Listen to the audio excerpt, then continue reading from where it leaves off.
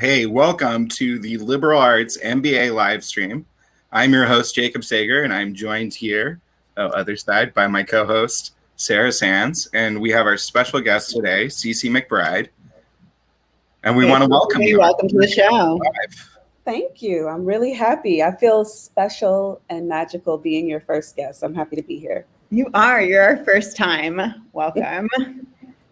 I want to shout out Jacob real fast for picking our new intro song and making it a New Orleans theme. For those of you who don't know, I'm originally from New Orleans, Louisiana. And so I was having a little bop, little little shoulders. Doing a little Hillary shimmy, if you will. You're just lucky there wasn't a more of like a academic kind of music available inside of Canva. If there was, we would have gone in that direction. But they didn't have anything good. Anything under school or under academic or graduation was really hard rock or some EDM stuff. That would have been awesome, but not for this show, you know? Yeah, and somebody already covered Vitamin C's Graduation, which wasn't a song I thought we needed to ever cover, but apparently we did, or someone thought we did. So glad we didn't go that route. Yeah. So we'll begin by introducing ourselves real quick, the hosts. I'm Jacob. You might be watching this on my LinkedIn account, or you might be watching us right now on Facebook or on YouTube. If you're watching live, please drop us a comment. Tell us what your major is, what your current profession is. You might be watching later in the future. Also, just drop a comment. We want to know that you've seen us, and we want to be seen by you and to see you. So just drop a comment and be part of this. And I'd like to introduce you to my wrong hand again, to my co-host here.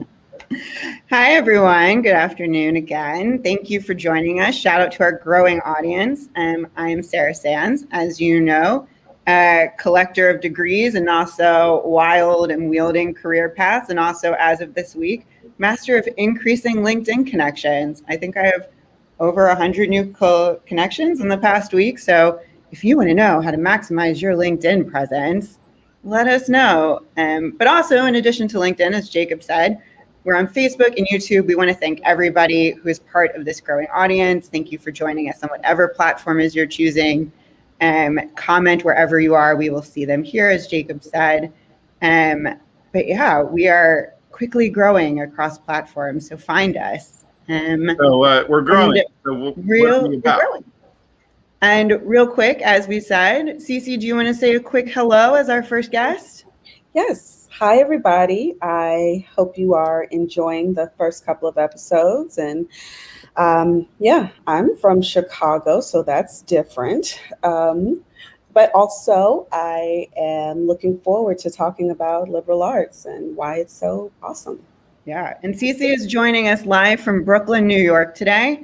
And as any of you who have ever been to New York City know, sometimes shit goes down in the streets. So we are keeping an ear out for that. CeCe might need to mute herself at one point, in which case you will continue to hear the dulcet tones of mine and Jacob's voices, which we know you love so much. But we thank CeCe. And yeah, Jacob, take us back. We want to have a quick moment to go into what this live stream is about if you're joining us for the first time. So one thing about a live stream is we give complete permission for unscripted sounds to take place in anyone's location, and children busting into scenes or anything like that. But this live stream is about being present, being new. We're going to totally bring different people each week and kind of explore this place in which individuals have taken themselves through their educational journey. They've led themselves somewhere that didn't necessarily exist beforehand, or that wasn't necessarily in the career catalog or in the list of job rosters right out for people who have graduated. So we're trying to kind of get into this special place for people who have liberal arts degrees and maybe not even liberal arts degrees, but went on to do something professionally and educationally that mattered to them, and hear their story and get permission to do that ourselves. Yeah. I think the way that I've been describing it to people is this is a show about people who went to college, got the degree, and they're dope-ass humans doing dope-ass shit in the world. That's what we're about. We're trying to emphasize the way that we're building connections and communities and new career paths and seeing the world in new ways. and that isn't just about bank accounts and GDP. So Yeah, that is so a little bit about what the show is. If you want to see a bit more, in our first 2 episodes, Sarah and I interviewed each other. And if you're watching later on any of those episodes, feel free to comment and let us know how we can improve our process as well.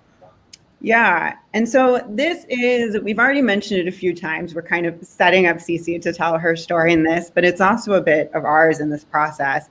So I want to take a moment to kind of call out our process here that, Jacob and I have never done a live stream before. We've never interviewed people on camera like this before, much less each other in this way. And so one of the things that we feel is really important is giving ourselves and other people permission to fail big publicly and to continue to iterate on what they are and what they're doing and let that be seen. So we're really growing and learning organically in this. So if you see our first 2 episodes, I had a friend of mine who told me, yeah, it's really horrible, but you're really doing something cool. And that's what I feel like the learning process is. Like, you're kind of failing forward quickly all the time. But we're experimenting here. Jacob, how are you feeling about it? I feel great. I mean, definitely it's a learning curve, and there's a process to this, but we're trying, the actual content here is we're trying to explore to find real value. And so the process of doing this is also exploring live streaming to really make it more valuable. I think certain things have improved. I mean, now we have a theme song, or at least we had an opening credits with music that wasn't blaring. So that's a step up from last week. And that's what's important.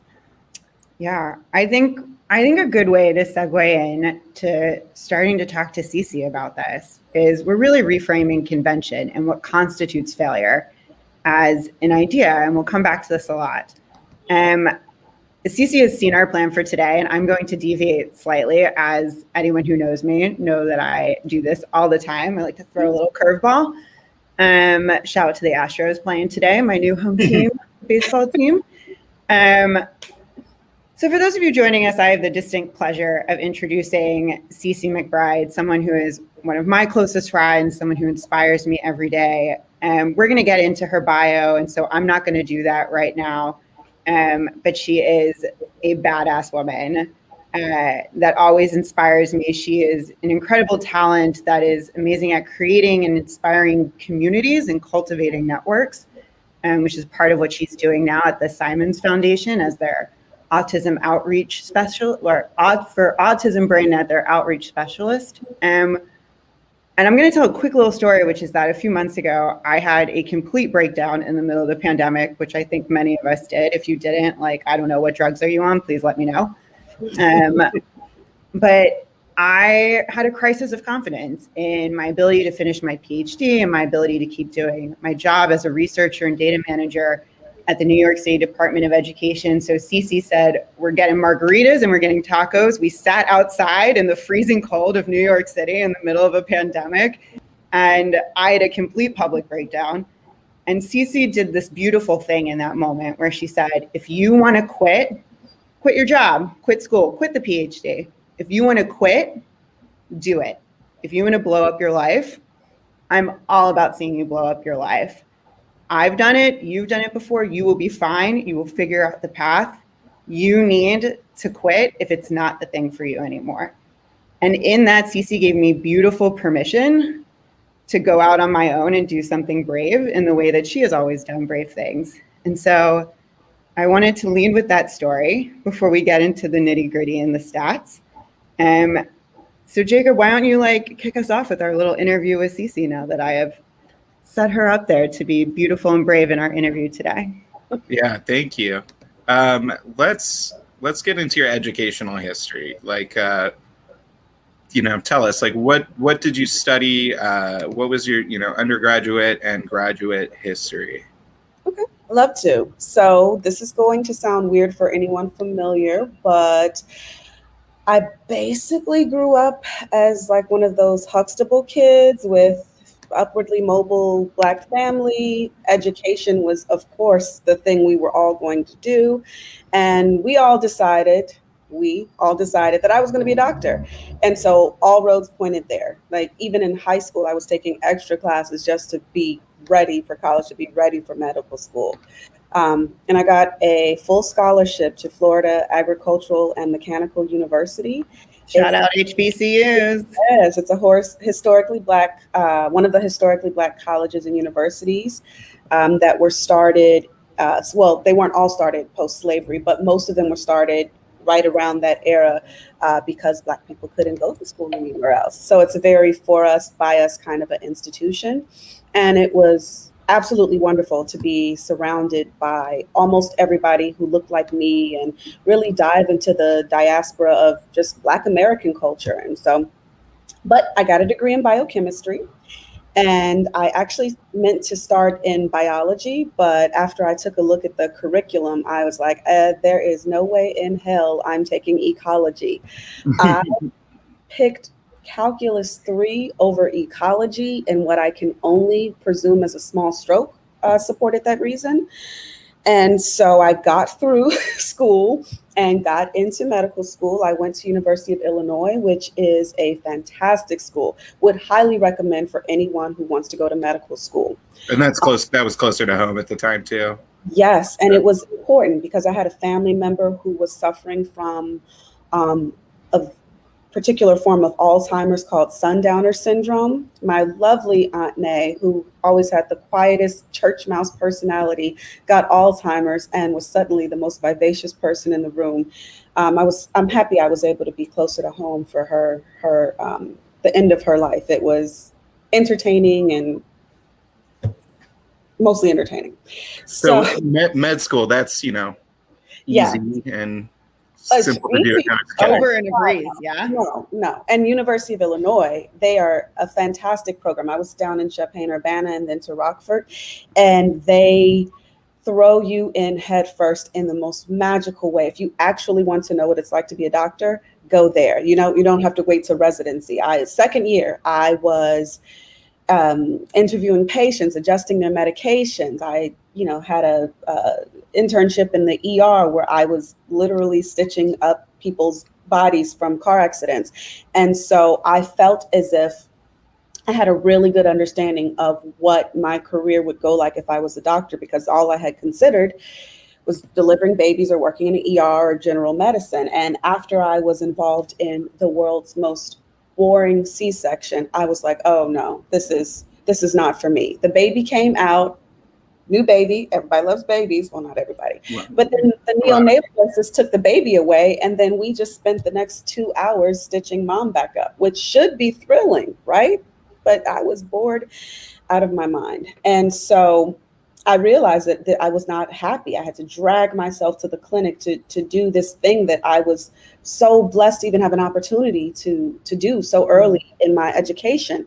And I was like, I don't want to be a doctor. I think I'll be absolutely depressed. And some of my classmates were taking full advantage of what was available, and awesome program. And I couldn't do it. So I called my parents, I called the school. I said, I don't want to be a doctor anymore. What do I do? And everybody was like, good one. I was like, no, I don't want to be a doctor. Yeah. And I don't want to just stop going to class one day. So what are my options? And so traditionally, if you leave medical school, it is because you have had a mental break and need some time off to get help, or you have died, or you have done so poorly that they request that you leave. And so they were like, well, we have a process in place, like deep in the archives that we've never used before, because no one leaves medical school. And I went through their extensive process, met with the people I needed to meet with, and got my letter of withdrawal that says, you don't have to be a doctor anymore. It's okay. But if you change your mind within a year, you can potentially come back. And so I left and bid it farewell. And I have a lot of people I know who finished the program who are amazing doctors all over this country, but I am not one of them. When they said you had up to a year, did you know at that moment that you weren't like, that's great that you have that, but I'm not coming back? Yes, no, I did that for my parents. So that because I literally woke up one day and was like, I'm not doing this. And less than 24 hours later, was in the office. My parents drove up to Rockford the next day and was like, okay, let's talk about this. I was like, no, I'm not. So because it felt abrupt to everybody around me, I had that fail safe in case I woke up a week later and said, what have I done? So. Yeah. How did you feel at that moment? Because, one of the things that you and me have talked about a lot, and the three of us talked about in prepping for today, was that, you and me, we come from very traditional family structures with high expectations about our achievement, and that like you start a thing and you finish that thing no matter what it takes from you. And how did it feel in that moment to like go to your parents and kind of claim this for yourself, to say, actually, like this dream you had for me is not the dream I have for myself anymore? I had three main feelings because I'm a Libra. We love pleasing our parents. That's just kind of how we roll. And so this was the first big thing I had ever done that deviated from our plan. It's not like my parents are just some overbearing, pushy people who were like, this is what you're going to do. Like, we planned it. We had a plan that I was completely gung-ho for. And so I was absolutely terrified. Like, what if they love me less? They had a plan for their children, and I threw the plan out the window. Did I throw the baby out with the bathwater? And I was relieved. I am lucky. The parents that I have shown over the years, not just with this, that they are all about unconditional love. And I mean, frankly, that was really their first mistake. Once they showed they were still going to love me if I wasn't a doctor, that just really created all sorts of chaos. But my parents are wonderful and supportive. And the gripping fear I felt at the time was, I didn't need it. And I'm grateful for that. But I also felt free, like just alone, quietly free. Like I was like, I pictured myself in the future, just depressed and heartbroken and like, oh my God, what am I going to do for the next 50 years? I'm going to like write prescriptions. I don't want to do that. And so I felt free and like on the precipice of adventure. And as usually what comes with adventure, I also felt absolutely terrified because now what was I going to do? I didn't know how to do anything else but become a future doctor. That was my thing. I was future doctor. That's who I was for like 20 years. So take us at that point. So you drop out, owning the word drop out at this point, everyone. You can drop out and it's totally fine and cool. We're reframing that narrative. Welcome. Yeah, we want to thank Marshall McLuhan and Barrington Nevitt for writing a book about how the leaders of the future are actually the dropouts. That at a certain point, you don't want to get hung up. You need to drop out so that you can stay present and really make real things happen. So you drop out and you wind up in organ and tissue donation, first in Chicago and then in New York. Take us through that. How did you get there from like leaving med school and deciding you're not going to be a doctor to ending up in organ and tissue donation? Well, I didn't know how to do anything else, right? I had this degree in biochemistry, and traditionally-ish, that means doctor, dentist, research and development, pharmaceutical sales. None of those things felt good for me. And so the only other thing I had experience in, and I was not going back to work at Forever 21 retail for the rest of my life, was research. I'd done a lot of research in undergrad. And so I looked into doing research jobs, and no one would hire me because my research experience was minimal. And so also being very, very fresh off of I was going to be a doctor, just kidding thing. I think it just wasn't, a lot of labs, they're worried about prestige and all of that. And so that just was not the path that anyone was willing to let me take. And I just sort of stumbled across a job description that I didn't really understand what the job was, but the qualifications fit me. And at this point, I was almost a year out from withdrawing from medical school. And I was like, oh my God, I've not been unemployed since I was like 14. I can't be unemployed, which is if only the future. Shout out to all of us who are unemployed. I mean, good God, the economics of this country has been on like a roller coaster up and down through hell. So oh my God. Naive was horrified at being unemployed for almost a year. But I applied for this job. They hired me right away. And I took to it like, what's the phrase? A fish to water. Just being absolutely obsessed with this idea that if someone died, which was inevitable, death is unfortunately inevitable, I could take their death and make it mean something. Someone who had signed up to be a donor, they could give someone a kidney, they could give someone a heart, they could give someone their sight back. And I was like, oh, hell yes, where do I sign up? Let me do all the things.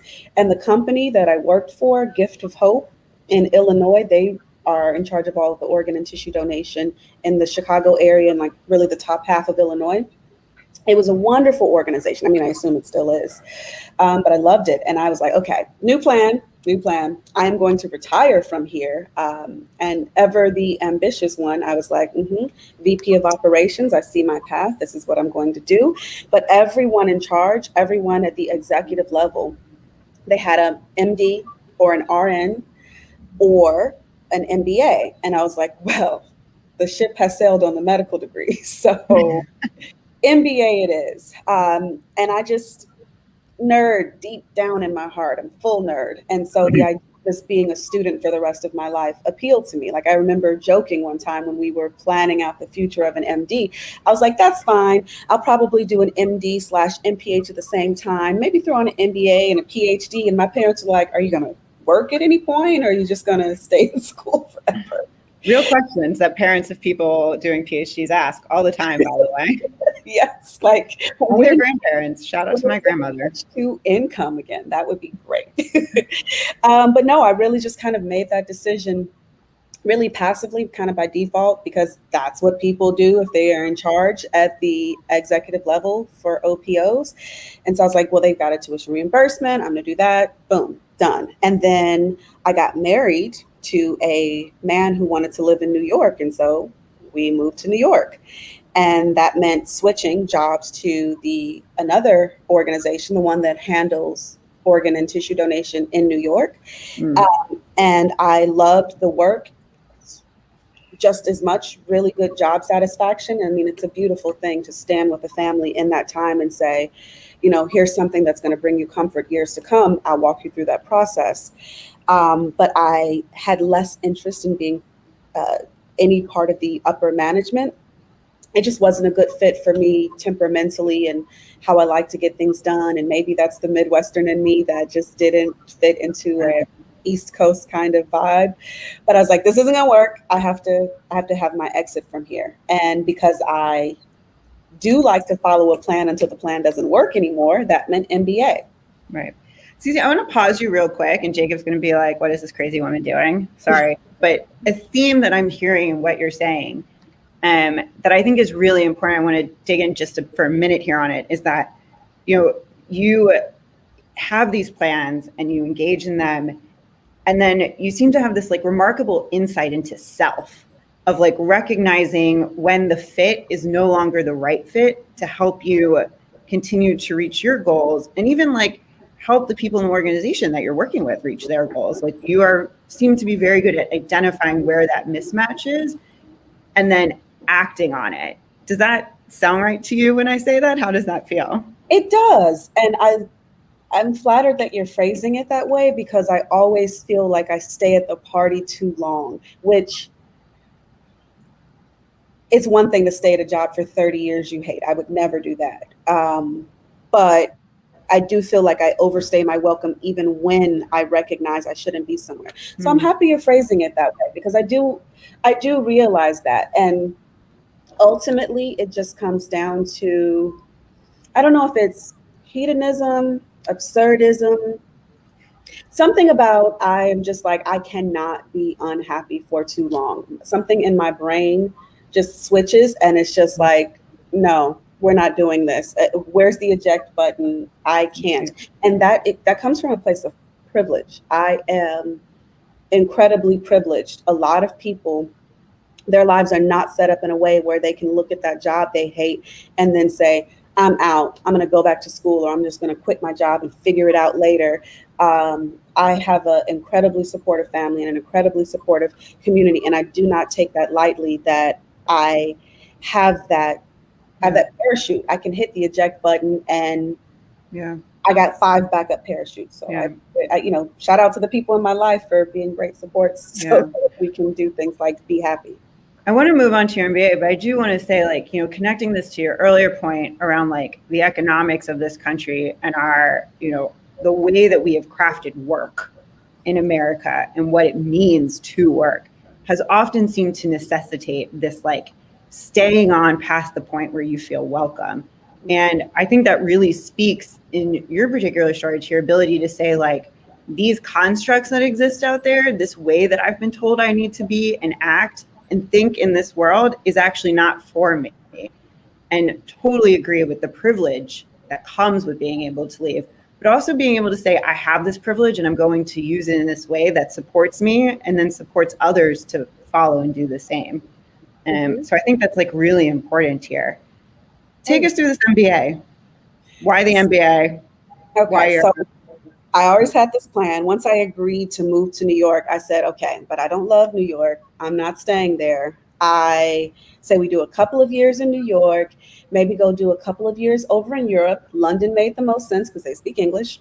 And then also I'm a city girl, so I wasn't going to stay in somebody's countryside. And then maybe my husband at the time, his family's from Honduras. So I was like, oh, you know, by then we'll have a couple of kids and we'll do Honduras. So in my mind, we were going to be these globe trotting, live everywhere kind of people. But then I got to New York and fell immediately in love and was like, well, I live here now. I'm going to be one of those old ladies walking down the street to get her bread and eggs from her high-rise apartment. It's going to take me an hour just to walk to the corner, and that's going to be me when I'm old.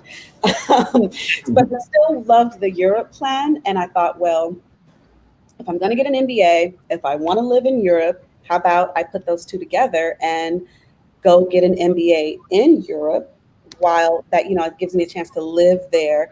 But it had a guaranteed exit date so I could come back to New York. And we took a trip to Paris for New Year's at the end of 2016. And because I'd never been to Europe before, I said, well, we got to go somewhere else. And just so happened to be a trip to Brussels was the most affordable at the time. Just a train pop over. It was like less than 100 euros. Oh, I love Europe for that reason. Yeah, it feels shallow to me in the retelling, but I'm an energy person. And if I like how I feel, the thing that I miss most. Yeah. If I like how I feel in a place, that's where I want to be. And we got to the Brussels city center in that beautiful town square that was built with the literal blood, sweat, and tears of slaves. And they had this huge Christmas tree. And I've been known to make decisions purely because of a beautiful Christmas display. And so I was like, this is where I want to be. I went home and Googled MBA programs in Brussels, and I ended up at the Vlerick Business School, their Brussels campus, where I got my 12-month full-time MBA. So I stayed unemployed for a year to go through a fantastic program that allowed me to focus on international issues and to specialize in healthcare. So I want to kind of unpack two things here about getting the MBA. And the first was because you talked about trying to have and display the skills that you did have, but being able to like articulate it on a resume or to a new organization that you're trying to get hired by because it didn't look right. And I just like want to like kind of unpack this piece where like I'm not knocking MBAs or PMPs or anything like that, but there's almost this fallacy when switching jobs or industries that the skills that you've actually already built somewhere, because you're describing it and it is the projects of this other industry that look differently, that doesn't matter. That's not a project, but that's not true. I mean, you're managing, you're dealing with sensitive life cycle issues, sensitive medical issues, and real people who work in an office. I mean, how is that not, there's just this piece that there's a fallacy, but I like how when we talked about this, you said a bit of, it gives you have a knack for businessy language. So you also wanted to fill in the gaps of that language skills. 100%. Yeah, I've noticed over the years that I have a knack for businessy things. I saw it a lot with my soon-to-be ex-husband, who is a musician, that there were a lot of sort of business things that we had to handle that my instincts were just 100% on, and just other moments sort of throughout career or things more anecdotally. And I was like, oh, wow, I wonder if I would do well in business school, because it was more of a means to an end, because you basically have two routes to leadership, which I think it speaks to a flaw in the system, that you can work for 10, 15, 25 years, work your way up, or you can get an advanced degree, and that piece of paper suddenly says that you have more value. And I'll admit that I did not necessarily question or try to fight against that setup, but it's true, and it is unfortunate, because I did learn a lot in business school in terms of codifying some of the things I knew instinctively. Now I can give a whiteboard session and explain a business concept because it was taught to me. But it did not change how good I am at my job. It did not change what I was already able to do naturally. And I love how you just said that. It gave you these skills, but it did not change how good you are at your job and how good you are at doing work. Because that is the real value always is the human being, is the person and their drive. And that's what we want to highlight. And that's why you get to be our first guest. Yay. I do want to highlight something that's super important, because after I finished my MBA, I was again unemployed for a year. And it turned out for the same reason, that I struggled to make my resume reflect what I was able to do. In my years of education, prepping for medical school, and all of the extracurriculars and research and jobs I had in undergrad had prepared me for multiple career options. But by just writing down my job duties and literally what I had done, it didn't express those transferable skills.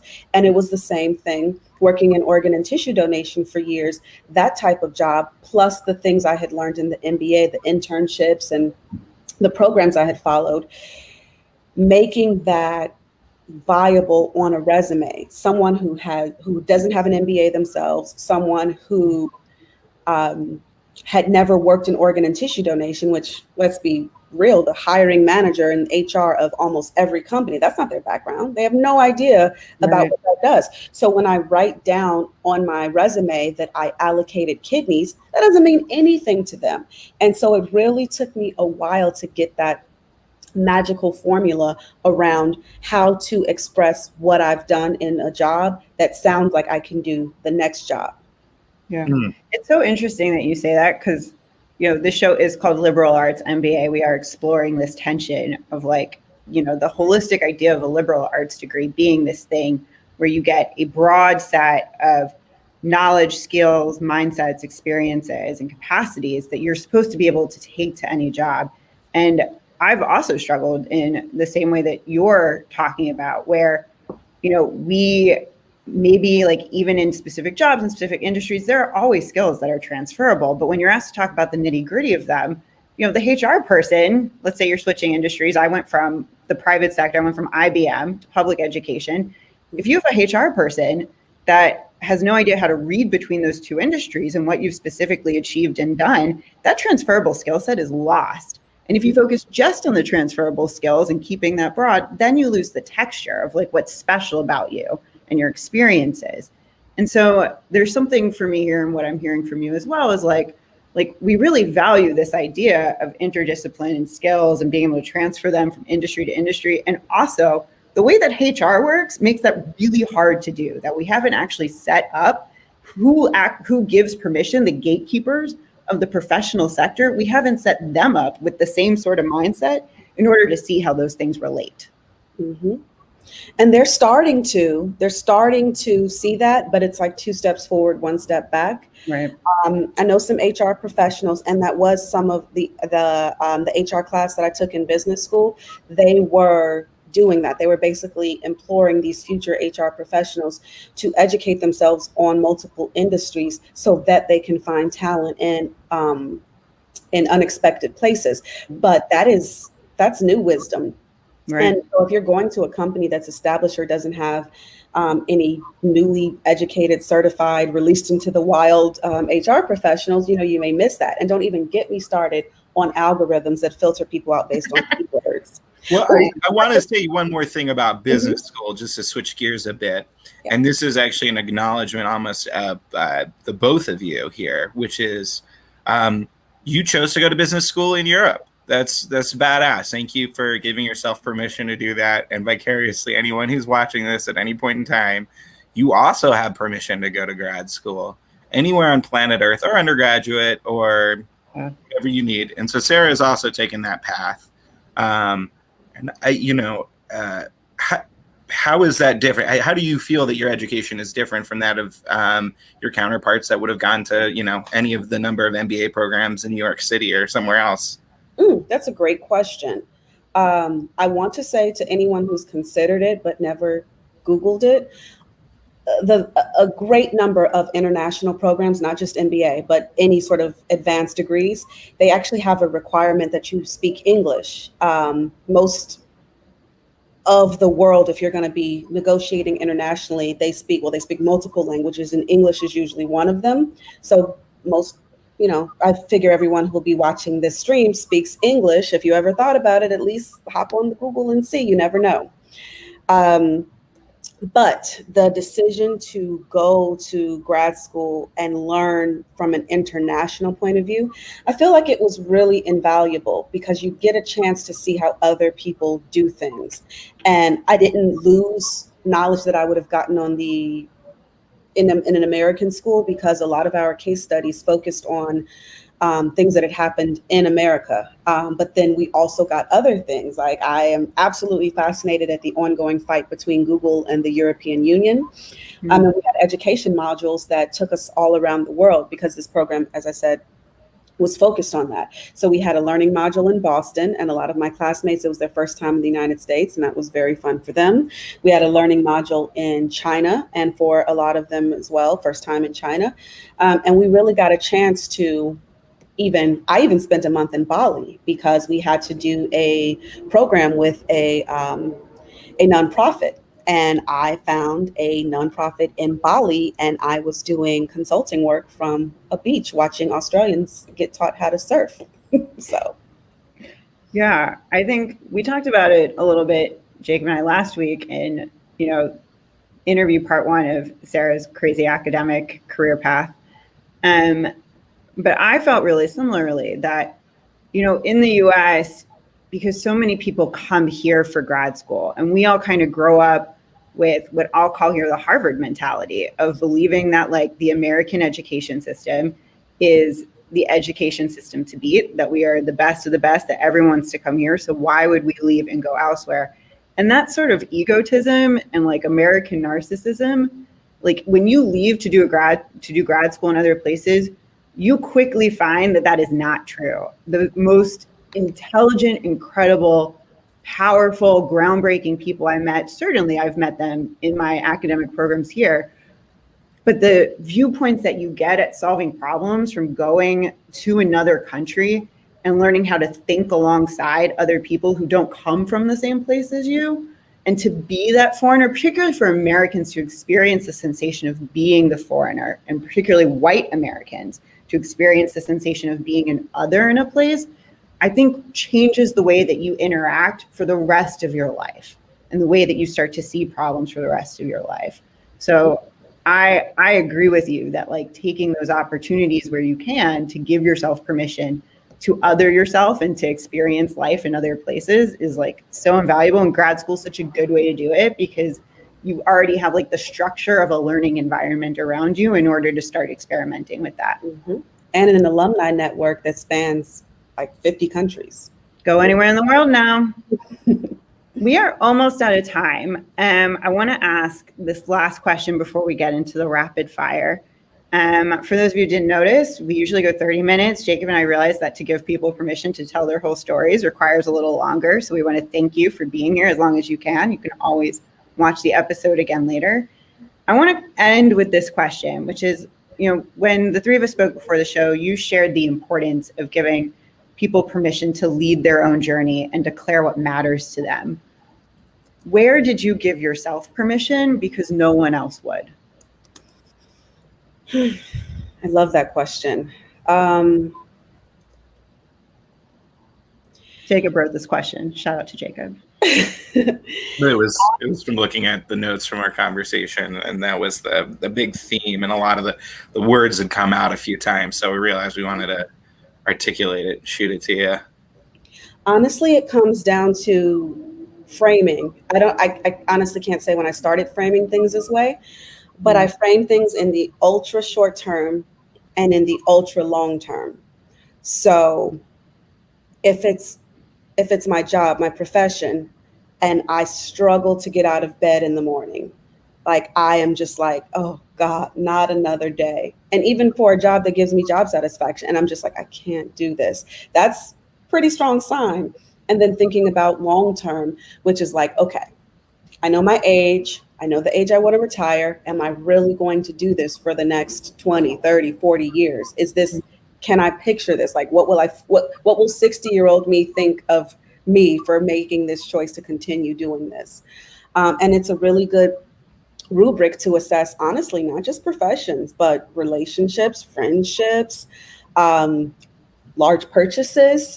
And it's been a really powerful guiding principle for me. And I'll say this, a lot of people, including my therapist, think that I have designed a life for myself currently that really just sort of points toward long-term happiness. And it's modular. I can pull out a piece if it doesn't work and the whole house doesn't come crashing down. So what a gift. And we just need to plug one more thing here, because we got to get that audience. CeCe, how did you find your current job? What is your current job and how did you find it? I'm glad you asked. So my troubles with figuring out how to make my resume work so that people who don't know my industry understand my transferable skills, I actually worked that out through LinkedIn. When people post jobs and they've got their sort of keywords that they want, and you can actually, LinkedIn will tell you, oh, you've got 7 of the 16 things that this job is looking for. I looked at the things that I was missing. I was like, oh, I actually do those things. I have those skills. And so I started adding it to my LinkedIn profile. And then I started adding it to my resume. And so able to tailor a resume to a job description. And just by doing that, my job, Simon's Foundation, the best foundation to work for. They're amazing people. And they say that they're a family, and they don't mean it in that like toxic, you can't escape us kind of way. They mean it in like a supportive, we're all together, let's go do lunch kind of way. Their HR department found me. They said that what I'm seeing on your resume feels like a good match for what we're looking for this job. They were looking for someone who had experience with tissue banking, and they were looking for someone who had an advanced degree, and all of that pointed to me. And I've actually seen LinkedIn ads where they talk about that. And I was like, no one ever finds their job on LinkedIn. And they actually found me. They reached out to me in private message, and we had a conversation, and it ended up working out very well. So shout out to LinkedIn. You follow their guidelines on how to get found, and you might actually get found. All right, let's rapid fire. Jacob, kick us off. Okay, so what are your mantras that have guided you through this and you think would be helpful to any of our listeners joining us either now or in the future? Ooh, okay. Mantras. Explore other economic systems other than capitalism. Be more about what you're for instead of what you're against. Keeping that positivity really just makes life brighter. And focus on community. Seek out community. Chosen family, actual family, whatever that combination looks like, and build and maintain it. It'll be your support system so you can do whatever you want in life. Almost whatever you want. What sort of advice would you give students about how to use their electives? Oh, don't take classes built around your major. I always was trying to do that. Take something totally random that you're interested in that you think has no help for you in your future career. Trust me, it will. Someone is making you a personalized playlist. What are the top 3 tracks on your repeat list right now? Okay, I wish it was new music, but it's not. I love PJ Morton, and his song "Do You Believe" is actually a Christmas song. It's a Christmas song, and I love it. And then 100 Ways by James Ingram. Recently had a dance break with my partner Alex on a train platform listening to that song. And Heaven of My Life by Change. Love that song. Love it. What's something you've read that's helped clarify your purpose? Professional Troublemaker. It's written by Lovey, I don't know her last name, but this wonderful woman who wrote a book about how she just spent her life causing chaos, but constructive chaos, the type that makes things better. And I get that. You walk into a space, particularly as a Black woman, you're one of the only ones there, and you want to say, I'm leaving this space better better than how I found it. And so I am reading her book and hoping to become even more like her to make the world better for the people coming behind me. That is it, folks. CeCe, thank you so much for all of that.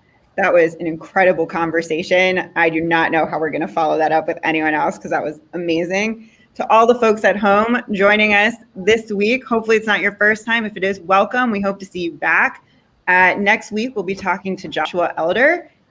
He has a liberal arts degree, and he is currently the director of grants management at the Siegel Family Endowment, former public school science teacher, a teacher leader at KIPP charter schools. He has founded schools in Africa before coming back to the US to get a master's at Columbia at the School of International Policy at SIPA. And he has also led computer science for all at the Siegel Family Endowment. So this is going to be another incredible conversation. And we can't wait to see you there. Jacob, where can people find us? Yeah, so you can find us. We are now streaming on LinkedIn. Look for Liberal Arts MBA. We'll eventually have like a much shorter URL there. You can find us here on LinkedIn under my profile. You can also find our page. Please, please, please add Sarah to your professional network. She is looking to add more connections, and then we'll start streaming through her profile as well. So follow and connect with us. We're open to connecting.